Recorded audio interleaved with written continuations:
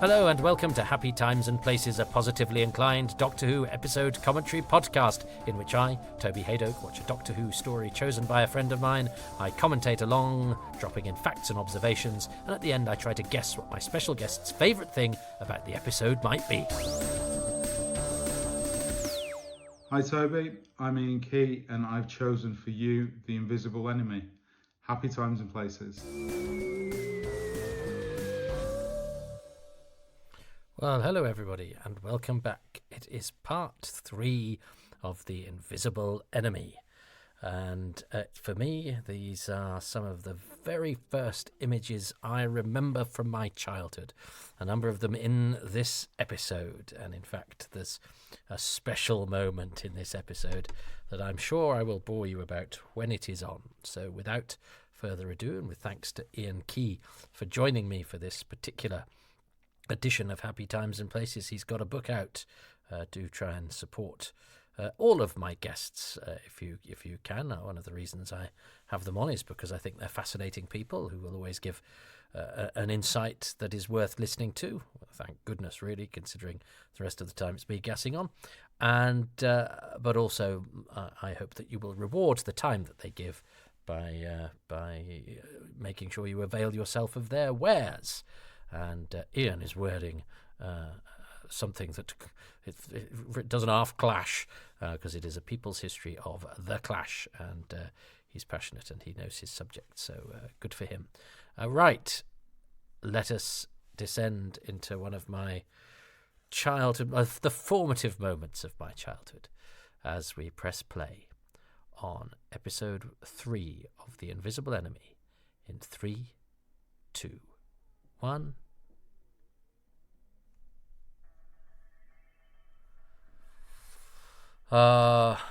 It's the time tunnel. I still think of it as the time tunnel. That's what my brothers called it. And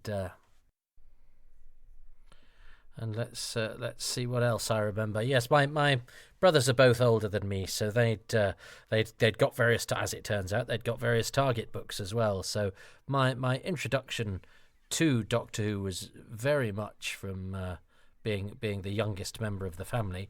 So that sets me apart, I'm sure, from some listeners, because the beauty of the show is we all come to it in different ways. I feel actually slightly improper that I came through it through elder brothers, both of whom grew out of the show. I have an older sister as well, and she, well, I know she took part in some of the fun and games. I remember playing outside, and I'm sure she was Polly once. There was a Ben and Polly. That's how I got introduced to Ben and Polly, because the games that we played crossed doctors. Really, they were a lot of the times based on what was in the Target books. So I've just noticed that Frederick Jaeger has half-moon specs like I do, but actually the bit that goes over his nose is also spectacle. I have not noticed that particular design conceit of his eyewear. I think that's absolutely delightful. You can see something new every time. And of course, that's a sort of plug hole type of effect, but I think that works very well. Plug holes, water swirling down plug holes have been used in Doctor Who as far back as the first Dalek story, haven't they? But I think this is all good fun, and I buy the bubbles. I do like the sort of visual ideas that take place in some of this. As I say, we've already had the spaceship stuff in part 1 in particular, parts 1 and 2, and then I think that's quite neat, the way of swooshing them inside the Doctor's head. And this must have seemed like a really amazing idea at the time. Obviously, very fantastic voyage. Doctor Who doesn't always go where no genre film or television series has gone before. But Bob Baker and Dave Martin riding fast and loose with what is possible on Doctor Who's budget, which reminds me that I haven't yet read out the comments from last week's episode, so I will have to do that at the end. Apologies to anybody waiting to hear what they'd said.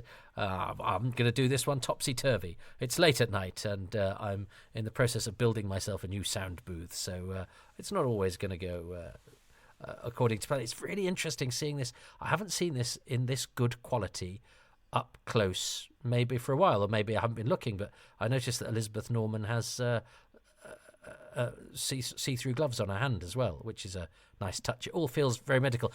The reason I mention other people is that I know that Nev Fountain suggested that we'd been bitching a bit about the white decor. I do not criticise the white decor. It is exactly what I would go for were I mounting a production set in a medical facility. And actually, there's something about shiny white cleanliness. I mean, I think they have it in Alien, don't they? In the pod places where they go to sleep, and there is something about clinical whiteness that can be seen as very effective by designers in science fiction programs, and that anything green or anything smashed sort of seems to sully that kind of perfection. But it's not an aesthetic that I, whilst not rejecting it, I like I remember reading the book and I'd not quite noticed sort of Parsons, but Parsons does get his moment, doesn't he? Because Parsons seems like sort of two-line factotum guy, but actually he gets quite nice bits to do. But then when you learn a bit more about Roy Herrick, he never quite gets as much to do in Doctor Who as he might have done, because in Survivors in particular he plays an excellent part. But yes, sadly died very young. No women at his funeral, I'm told.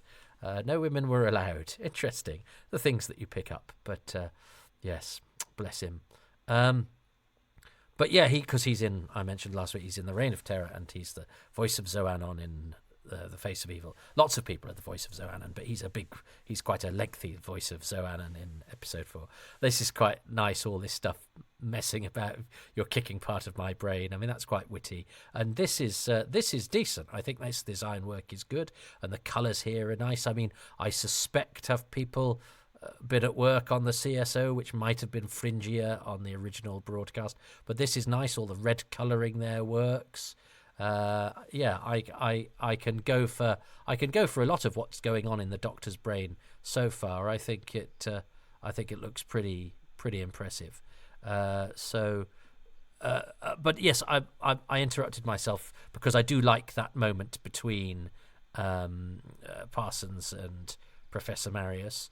Now, this is often described as a goof because the crack is already there in the wall, but that is the reason they target that part of the wall. It's already a weak spot. It's been cracked by the spaceship crashing into the Bi-Al, so K9 then just gives it a helping hand where it's already damaged in order to give them something to hide behind. So that is not a goof. That is perfectly acceptable. I actually like the way that you can sort of see them through the various sort of cracks in the set. I actually like the way that this is shot, that the guys are hiding behind it's the sort of thing that in a war film or something like Starship Troopers would look absolutely amazing. People ducking behind things and sticking their guns out of holes in the wall. It's much harder to do in Doctor Who with the limited number of sets and the studio space and all of that. But I think that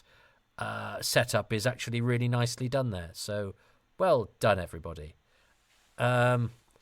It's a great visual on the Doctor. Yeah, this is all good, and I like these guys all being all doing their medical stuff. I'd remembered Marius being your main guy, and I remember reading the book and being quite surprised at how much Marius's nurse, Elizabeth Norman, not Nell Curran, different people, and Roy Herrick get to do with this part of the process. So I'm glad that it's not all Marius being a one-man band and that his colleagues get to be a sort of part of him. I like all of the Doctor's chat about how the brain works and and they never lose the sight of being able to sort of have a gag about a ganglion, which I think is rather jolly. So yeah, and I do like all this organic stuff. I mean, Doctor Who can sometimes struggle with it, sometimes excel with it, Claws of Axos. But what this does provide with these lovely reds and purples, it's not unlike the look of Planet of Evil, which is one of the most successful sort of looks of an alien environment in the show's history. It has the advantage of being shot on film, of course. But the reds here and the sound effects in the background, this is all rather well done. I mean, obviously you'd want, if you were to do this on film, or if you were to do it today, it would be clammier and sweatier and there'd be viscosity everywhere. But I think this is looking pretty damn good. And they're having fun with it as well. And it is a nice contrast to the thing I keep interrupting myself talking about, which is the clean white medical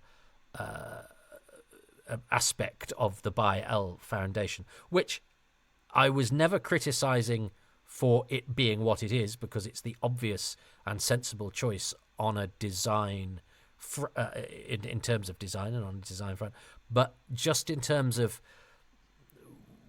you know, the aesthetic that particularly compels me. I prefer rusty metal, clanging, you know, metal staircases, or I like caves. But yeah, the clinical white. It's why the Ark in Space I took a long time to get on side with, because I'd imagined it being dark and rusty, and when I saw it, everything was really white and clean. Not a daft choice, but one that is just harder for me as a visual to get behind and engage with, because it's blank and clean and white. So yeah, so sorry about that, but I wasn't bitching.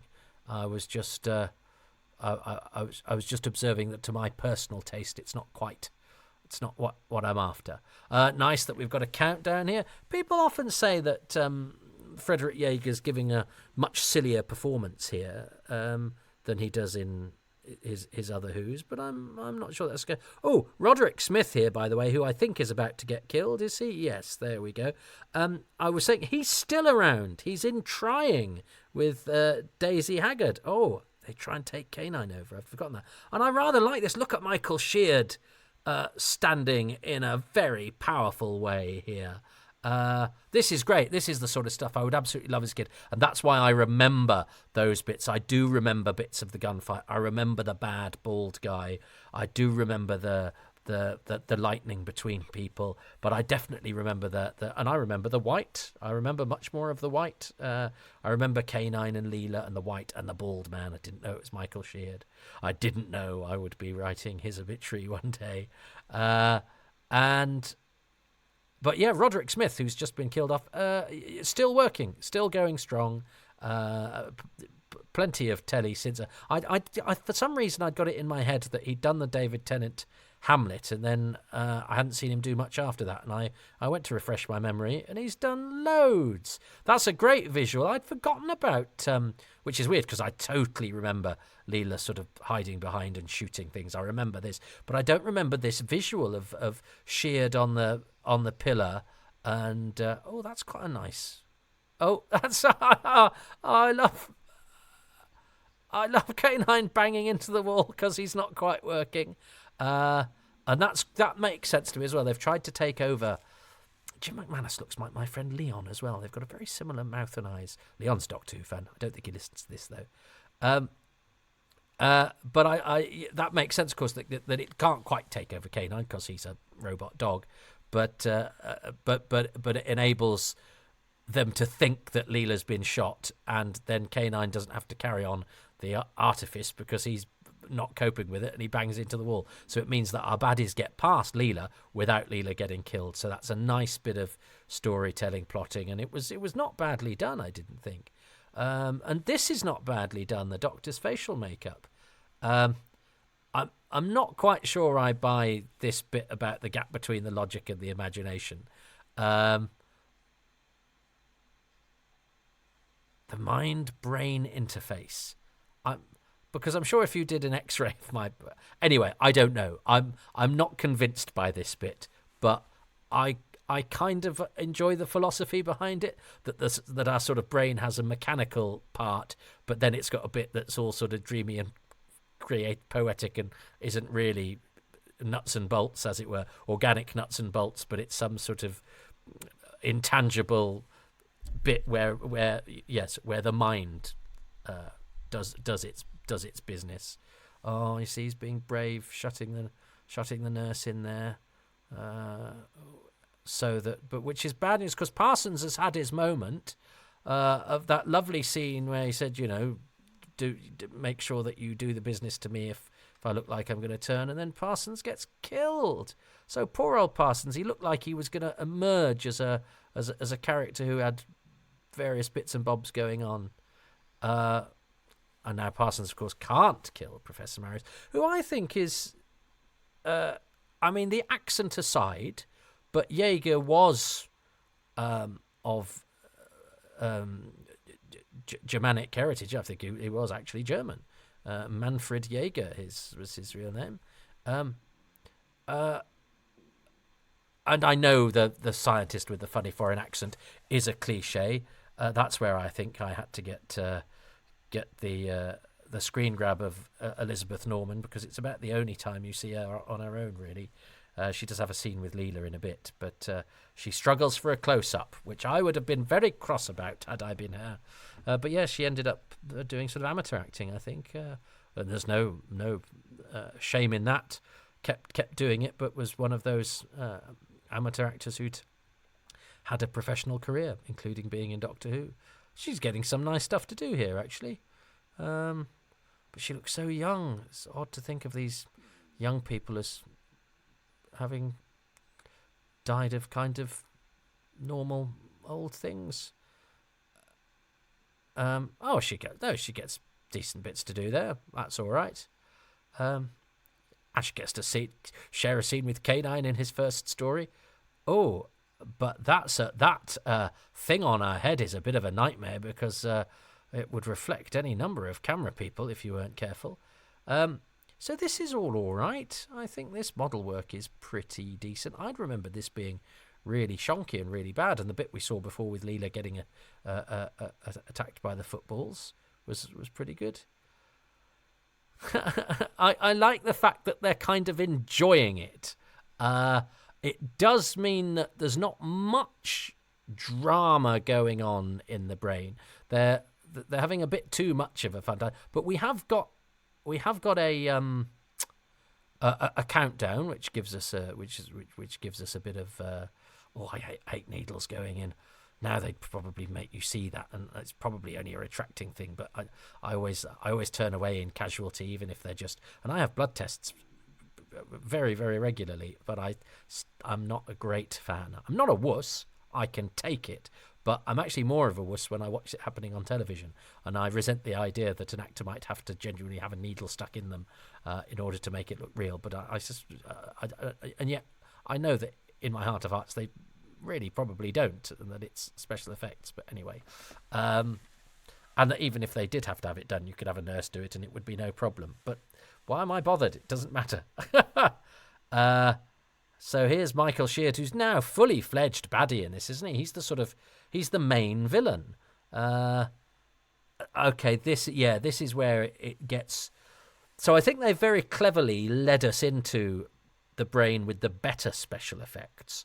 Although, this is a different style with this back projection stuff going on. And the lighting has kind of let us down a bit here because of how they're having to light it. That's made but then again, the weird light in this is part of its visual appeal. But that wasn't such a successful shot. But the rest of it's looking all right. The rest of it's doing very well. Yes, Bob Baker and Dave Martin. It's always the should they be writing for what they know can be done, or are they right to go, well, it's never going to look 100% convincing, so we may as well just be as imaginative as we possibly can. I think I prefer my writers to write within the limitations of what they're going to get, rather than just go, but the nucleus of the swarm. That is the first thing I kind of quoted from Doctor Who. I remember being in the utility room of our house. That's the room next to the kitchen, which has got all of where you had to go and get something from the fridge or whatever. And I remember going, I am the nucleus of the swarm. And I didn't know what nucleus meant then, so I just thought that was his name. Do you know what I mean? Like you would say, I am the evil one, or I am the leader of the pterodactyls or whatever. I thought I am the because that's I thought that I am the nucleus of the swarm. I just sort of assumed that was kind of his name, which is why I remembered this, the claw, and the kind of, I mean, it's not very good, is it? The black bag that he's got on it. So I was always a bit nonplussed when people said, oh, and in the Invisible Enemy the monster's a giant prawn, because I remember thinking, well, no, it's a claw. But I'm not a porter. That's very funny. He's very good at saying porter as well. He's got a great line in effrontery, splenetic effrontery. But I remember this extremely well, and it's the sort of scene that Tom Baker, I know, would later say, oh God, having to work hard here in order to sort of get the backstory. And this is, it's not squabbling rubber, is it? It's expository bag, expository claw bag. But I just thought the name of the monster was the nucleus of the swarm. I didn't know a nucleus was a thing, and you could have that's actually its name comes from a sort of scientific thing. I just thought it was like its name, like I am we are the Daleks, we are the Cybermen, I am the nucleus of the swarm. But there was also a problem here, wasn't there, on the DVD, which I'm still getting round to sending back to get a proper copy of, because I know at the end of that scene with the Doctor and the nucleus, there's an issue on the DVD, and I kept meaning to send it back and never did. And that's been on my to-do list for now. What? She stabs him.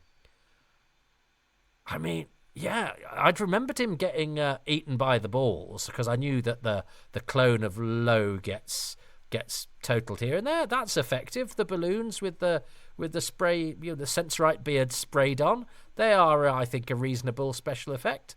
But Leela stabs him, which, I mean, you wouldn't have today. Any alien that says puny is pretty good as well. Puny is very much a 70s, 80s alien piece of phraseology. Probably other decades too, actually. And you can hear John Leeson in there, can't you, as well? But it's good. It's good. But yes, so when people talked about the prawn, and when I saw pictures later of the prawn, that was not the monster I mentioned. That was not the monster I remembered. The monster I remembered was the bag with the claw. So there we go. That is the end of... And you have this really weird thing where you get a piece of Leela's hair and a knife. But there was a problem there with the episode ending of episode 3 on the DVD, and you could send in a replacement and get it changed for a version that didn't have that kind of authoring error. And I never got round to it, and was regretted, and was like, I'll always have a broken, a faulty Invisible Enemy. But now, of course, I have it on Blu-ray as well, and it's on iPlayer, and I've got the original DVD, which one might even think of as being a collector's item. I don't know, but anyway, yeah, the end bit that this happens, and then it cuts to that weird bit with the hair and the knife, and then it goes to the episode. Anyway, so this is the giant prawn that everyone talks about, that I don't think's as bad as everybody talks about either. Looks all right there. Does it? Do I like that? Yeah, I think it's all right. I think it has problems a bit later on when it has to move. But what do I know? I was totally convinced by the. John Leeson gets third billing. Look at that. I was convinced by the bag with the claw. So what do I know? And look, our medic, Pat Gorman, Nucleus, John Scott Martin. Gorman and Scott Martin together on the same slide. Love it. That's a perfectly acceptable synthesis of wonderful walk-ons. So there we go. That is the end of episode 3 of The Invisible Enemy.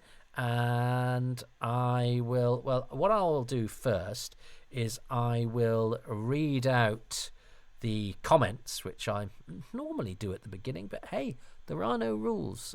This is, I'm not even sure I was intending to ever read out listener comments, but it seems to be the way we're doing things these days. And I might not always do it. I don't have to explain myself. We're inside my brain now, and I make the rules. But people seem to. But I'm not a dictator. People seem to quite like it, so I will. But I certainly know that there's mention of Bob and Dave's somewhat cavalier attitude to what is possible, and I know that Dev Fountain tells us off for what we say about the white backdrop. So here we are. Here are the comments that everybody has said. So this is from episode 2 leading into episode 3. So perhaps I should have read these out earlier, but I didn't. And here we are. Nev Fountain says, no, let's start from the oldest one first. And the oldest one will segue nicely into what happens after this, which is Iain Key, who will be giving us his favourite thing about episode 3. And Iain has said, I'm loving listening to these, as I honestly can't remember what I picked. I could listen to these recordings, but it's more I could listen to those recordings, but it's more fun to play along. Okay, that's fair enough, Iain. So not even Iain knows what he chose, and Iain's Iain, and he chose it. Stephen Vitovsky says, and I saw Stephen the other day as well at my comedy club, Excess Monarchy, which you should all come and see every Tuesday in Manchester. I was 14. It's just had a 3-page article about it, 53.2, the venue that it's at, in Doctor Who magazine, where they neglected to mention that there's a regular comedy night there that has a bit of a Doctor Who connection. And one of its regular customers is Jonathan Carley, who's the War Doctor. And there are plaques to Bernard Kay, David Warner, and John Abineri there. You'd have thought that they would have managed to pick some of that up if they were to... Anyway, never mind. Stephen Vitovsky says, I was 14 when this was first shown, just the right age to start noticing the rough edges. Ah, Stephen. I loved K9 from the off and guessed from the picture in the Radio Times that he might be more than a one-off character. My favourite thing in this episode is the cliffhanger. I was so excited we'd be inside the Doctor's brain to the next episode. Remember, he's talking about episode 2. These are the comments under episode 2, because, of course, we haven't got to episode 3 at this point in the comments. Andrew Llewellyn says, one of my favourite things about this story, and there are many, is the new location in each episode. Emptyish Titan and a bit of space to establish episode 1, the busy By L Foundation in episode 2, the psychedelic Time Lord body in 3, and the mishmash of all in the explosive finale. Fantastic. And then we have Shane Play saying, K9, good boy. And here he is for the very first time, already his loyal but fussy and superior self right out of the gate. I have to say I always assumed that everyone's favourite Inte Ogday was meant to be an ongoing part of the series, and not just a guest for one arc, because his collar sort of matches the Doctor's scarf. Why add a detail like that if it wasn't supposed to be the Doctor's dog? I must also come out very much on the side of K9. I am an unabashed fan from the first time I laid eyes on him. A favourite moment from this episode, Leela, so what's this whole clone thing then? Dr. Marius, it will be another you, but it will degrade in about 10 minutes. Leela, sounds dull, I'm leaving. Such a great bit of writing that sums up a lot about her personality very succinctly. Most people would give their eye teeth to lay eyes on their own clone. I love how all you need is a nurse sitting at a desk asking certain questions and typing the answers to establish right off the bat that you are at a hospital. You could have a completely blank room with just that and it establishes it. Speaking of establishing things with a set, holy smokes, they really wanted us to know we're now in an eye clinic with that painting of an eye on the wall. Yeah, very true. They don't leave any of that to chance. Robbie Carnegie says, Kenneth Waller got around, didn't he? Yeah, he didn't get around beyond episode 2, though. He got killed last week, and we lost Roy Herrick and Roderick Smith this week. They're all you don't last long in The Invisible Enemy. But Kenneth Waller, who we'd established was Grandad in Bread, and Robbie adds in later Are You Being Served episodes, he was old Mr. Grace, and he was one of the old inventors in Chitty Chitty Bang Bang. I imagine he was one of those actors who, due to being bald, was probably playing old men when he was about 30. Those were the days, and there were people, who specialised in playing old men. Sort of John Normington did a little bit, and Clive Dunn, definitely. Nigel Pegram. There's all sorts of actors who specialised in playing old men, in the same way that some actors in their on their spotlight page had foreigners a speciality. Those were the days. Now you have to be as close to the thing you're playing, which I think is slightly lost the art of what actors do, but there we go. David Gillespie Pratt says, last year I had some eye trouble and the optician I saw told me to wear a heat mask over my eyes. Imagine an eye mask you stick in the microwave and then sit and wear for 10 minutes a day. And every single time I put it on, it would be accompanied with blaster flash, accident. The hours fly by in our house. Oh, I love it, David. It's very much... Look, I've got a security kitchen, so you are not alone. David Gillespie Pratt adds, what do we need to do to get a special Happy Times and Places for an episode of K9 Goes to Cockney, Australia? Yeah, I should do that for patrons, shouldn't I? I've got a list of things I should do for patrons. I need to actually do them. Jason Thompson comes in and says, glad to see you pick up on the injecting air into someone. One of the many things that make my biochemist brain implode in the whole Fantastic Voyage bit. Oh, Jason's going to add the science bit. Time Lord biology may be very different, but even so, I suspect there aren't many places in a brain where you can stand and enjoy a breeze, as they do in the upcoming Part 3. Yes, I mean, it is quite... yes. The Bio-L Foundation being a hollowed out fictional asteroid is a nice touch, an idea that's been around in sci-fi since at least the 1930s. Also, top marks for not having asteroids all over the background, as is so often seen in sci-fi. The real asteroid belt is so sparsely populated, even with the over 1 million we currently know of, that you can't see one from another. Thanks for that science, Jason. That was all very helpful. And now we have Nev Fountain. I seem to recall when I first got this message. Yes, there's a lot of snark here on the bland white sets, but no one seems to have pointed out that this was meant to be a hospital. I wasn't meaning to be snarky, Nev. I know that it's white because it's a hospital. I just don't really like that aesthetic, unless it gets spattered with blood. How is a space hospital supposed to look? All right, Nev. I think the look is a great contrast from the gloomy horror of Fang Rock and the murky image of the Fendal. That is a very fair point, actually, that watched in context. It is a bit of contrast. And obviously, this story with its sci-fi fare is also a huge contrast to the sort of gothic horror that surrounds it, too. It's the sci-fi meat in a gothic horror sandwich. If I'm honest... Enemy left far more of an impression on me than those two admittedly classier productions either side of it. Maybe because it was repeated, Nev? Because I don't remember Horror Fang Rock, An Image of the Fendal, but I do remember The Invisible Enemy, and I definitely like the other two better than this. Sorry, Invisible Enemy. I loved the space hospital setting and the doctor trying to fight the baddie while being ill himself, and I wrote lots of stories in my exercise books along similar lines. I loved the virus concept, and I even loved the look of the nucleus. Yeah, me too. It wasn't a problem for me at all. I drew a picture of him as soon as I saw him growing in the cubicle, although the fact I drew that picture between episodes 3 and 4 meant I didn't quite get it right and drew him with a splendid set of legs. Ah, the imagination, you see. You saw those legs in your mind's eye. I used to record dialogue on my cassette recorder with gaps for me to talk, so I could pretend to have a conversation with evil aliens, and the voice I would mimic for the evil aliens would invariably sound like the nucleus of the swarm. I loved Leela and K9 facing off in the corridor against the nucleus's minions, and I played out that scenario with my own talking K9 many times. I was 8 years old, and K9 came along at just the right time for me. I remember the thrill of seeing the Target book in W.H. Smith's, and was slightly disappointed that he wasn't on the cover.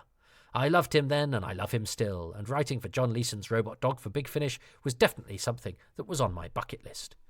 So, to sum up, it's great, and doing this story is a great opportunity to play Bob Baker and Dave Martin bingo. I have these on my bingo card so far. A memorable slogan intoned by many characters. Contact has been made. Eldrad must live. The quest is the quest.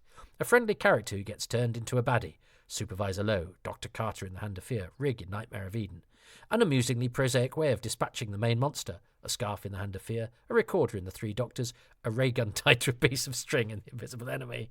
Villains hoist by their own petard, by which I mean villains undone by their own technology. Well, I know what hoist by your own petard means. Nev, it's in Hamlet, Act 5.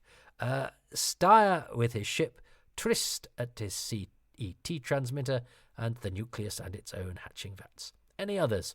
Well, let's see. I think the main Bob and Dave bingo is writing things that they know will never be achieved on a Doctor Who budget, but writing them anyway. So very, very good. So those are everybody's comments. What am I going to choose as my favourite thing? Well, going into this, I thought I might be very self-indulgent.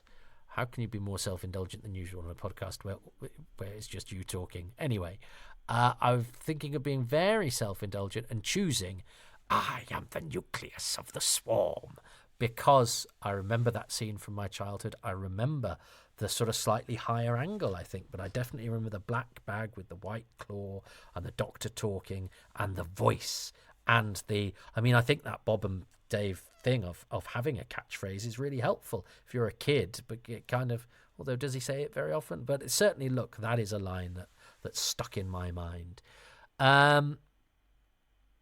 I also, of course, have that great memory of the gunfights in the corridor and the bald man and Leela and zapping and him being at the other end of the corridor. I'd forgotten, though, that it's got that excellent visual of the guys through the cracks in the wall, or the bit where after Roderick Smith has been killed, Michael Sheard's sort of standing with one leg up on top of the broken bit of wall that they've zapped down, and that's just pretty cool and dramatic and feels like proper sort of hard sci-fi stuff, which you don't often get in Doctor Who. Sort of the sort of sci-fi things that you see in movies. Doctor Who has a kind of different aesthetic about it, but I really enjoy that. And as I say, I'd forgotten quite the exact nature of that visual, and I think it's really nicely shot with Leela close to us and those guys at the other end, and it's making very good use of what is a relatively small set. So I was very impressed by that, with the added frisson of it being, sort of half remembered in my head, but then bits of it not familiar at all and refreshingly good. But also, I think I do remember some of the bits in the brain, and I do like the lighting and the colour, and I think some of that set design work and the lighting work in the Doctor's brain is pretty good. I'd had it down as being largely ropey. I think it was occasionally ropey, but mostly good. So and I also like that scene between Parsons and Marius, where it looks like they're elevating Parsons to be a character who, gets to do something brave or whatever, and actually all that happens is they come in and they shoot him and he dies. But it gives him a nice sort of moment, which I think is pleasing, and it's the sort of thing that Doctor Who will occasionally accord even a fairly small character. But I'm really tossing up between the corridor fight, particularly because I'd forgotten about the actors, hiding in nipping out between the holes in the wall, and I think that the staging of that is actually quite nice, and the Doctor's brain and all the fun that they have by going, oh, this is this ganglion's why I'm more intelligent than you, or oi, get off, that's my that's the bit that controls my sex thoughts or whatever. They have fun within the brain of. They make a virtue of the fact that they're inside the brain of our hero, and they treat it with a sense of humour that is quite enjoyable. And they can do that because it would seem like larks, were it not for the fact that Marius and co are besieged and there's a countdown going on. So it keeps the drama. Because there's so much drama going on outside. It means that we can have a bit of fun with the journey inside, because they're not slowing down to dick about, but the tenor of their conversation is witty, and they earn that, and it's not annoying, because we can have space for that, because because the danger and the drama is coming from elsewhere, and they're still going about their business. So that's actually all really well deployed, the way that the humour and the action and the structure of it, actually, for a story that we've already discussed, takes place sort of all over the place and feels a bit sort of, we're back forth there. Actually, in terms of dramatic structuring, is very, very strong. So looking at that, I was really impressed with the lighting and the set inside the Doctor's brain. And I don't think Ian's going to choose a gunfight in a corridor. But I think I might. Partially because it's a memory, a sort of snatched memory, but partly because I thought it was rather well done. And I think Leela holding off those guys is dramatic, and I like the way that they get out of it with K9 temporarily, being slightly discombobulated, which means that Leela can fake her unconsciousness, and the baddies can get through in order to do what we need them to do for the plot without killing off one of the regulars. So I think it's all really well done, Bob Baker and Dave Martin. It is all really well structured in that sense. I like that gunfight, and the actors poking through, and Michael Sheard standing really coolly on that broken bit of wall. He's not going to say any of that, though, is he? Shall I just say the design in the Doctor's brain? Yeah, I think I'm going to try and... This never works. I'm going to try and go for what's more likely to be, because it was good, and the gunfight, surprised me. Whereas, which I think was edging it forward. Whereas what dominated it when I was watching it was the design inside the Doctor's brain, especially in those early scenes where I think they're actually pulled off rather well. And it's hard to do, and we would do it obviously very, very different these days, and it would be very, very different on a film budget. But I am going to choose the design, and particularly the lighting of particularly those early moments inside the Doctor's brain. They're pretty damn good. What's Iain Key going to choose? Episode 3. Well, can't really say anything else but Fantastic Voyage, which I'd not seen at the time and I wasn't aware of, but obviously the journey through the Doctor's body, the mixture of the CSO sets along with the studio sets clashed a bit, but it's just pure fantasy. It's brilliant. I love the bits where the Doctor's defensives kick in and you've got furry balloons bouncing all over Louise Jameson, which was entertaining.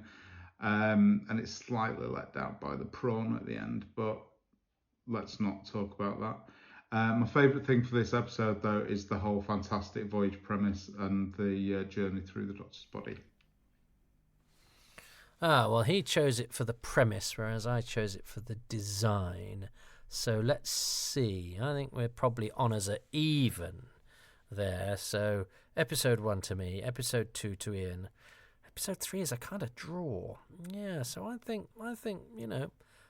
all things are possible here. And obviously, the listeners will have an opinion on whether I'm allowed the point for this or not. So I'll also throw it over to you. And let's see what happens in the comments next week when we bring The Invisible Enemy, my first memory of Doctor Who, to a conclusion. But in the meantime, don't inject air bubbles into your brain. It'd be really bad for you. You wouldn't have much happiness in any times or any places. But for now, from the inside of my head into the inside of yours, thanks for listening, and ta-ta! Thank you for listening to Happy Times and Places, which is presented by me, Toby Haydoke, and my special guest, Iain Key, who can be found on Twitter at Iain Key. That's IAINKYE. And please do avail yourself of his latest book.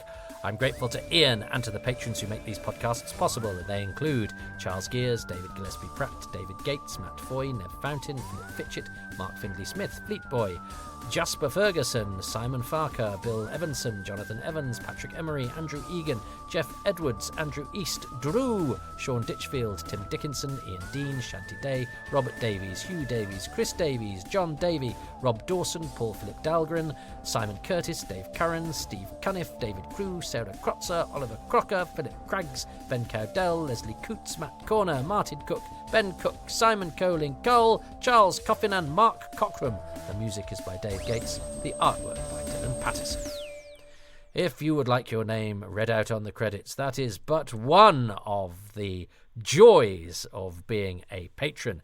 You can become one of those over at patreon.com/Toby Haydock, where for as little as £3 a month you get advance releases, you get bonus material, you get exclusive looks behind the scenes at the various Blu-ray and DVD features and things that I do.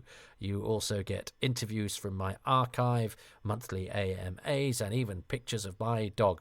There's usually 3 releases per week of varying quality, I'm sure. I sometimes throw bits of my stand-up out there as well, but I try and make it worth your while, and it's a nice community, as I hope can be is evidenced by the way that the commentary is conducted. Those comments I read from listeners, which I don't have to ever sort of vet or edit or change or chastise. So come over to Patreon, but if you can't, you can go to kofi.com/Toby Haydock and throw me a couple of quid whenever you fancy it, if I sound particularly hungry or if I've done a podcast you've particularly enjoyed. But it doesn't all have to be about money, of course it doesn't. But I do appreciate you listening, and if you do enjoy these things and would like to show your appreciation in a way that isn't financial, then you can do that just by giving me a little bit of your time and going over to wherever you get your podcasts and giving these a 5-star rating and a few lines of review saying what you like about them, in order that other people might be drawn to listen. So thanks, and but mostly thanks for listening. I'm really grateful. I'm not just shouting into the void.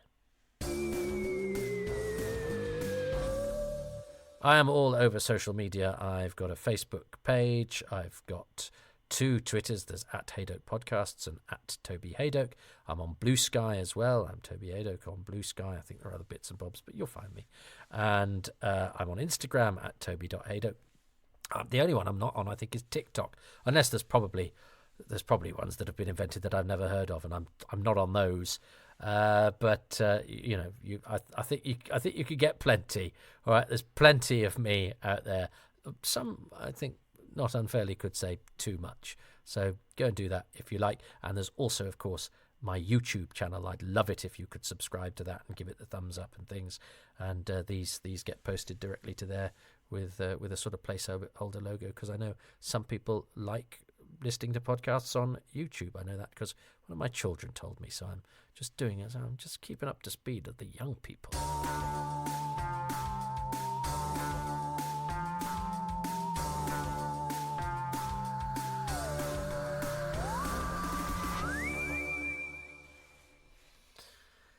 And of course, I was a young person when this story was on, but as I record this, Dalek is celebrating this week 20 years.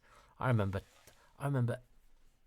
cycling into town to do a gig at the Comedy Store, and cycling is obviously more dangerous than getting the bus or getting a cab or whatever, and genuinely thinking, oh God, I hope I don't get knocked off my bike tonight, because it'd be just my luck to die before the Daleks come back. And that was, and then after it was on, I went to the pub up the road, the Trevor Arms, with Andy Murray, who wrote the biography of Nigel Neal, and I talk to Andy probably most days these days, and we live not far from each other. But I've since been away, moved to London, and now I'm back.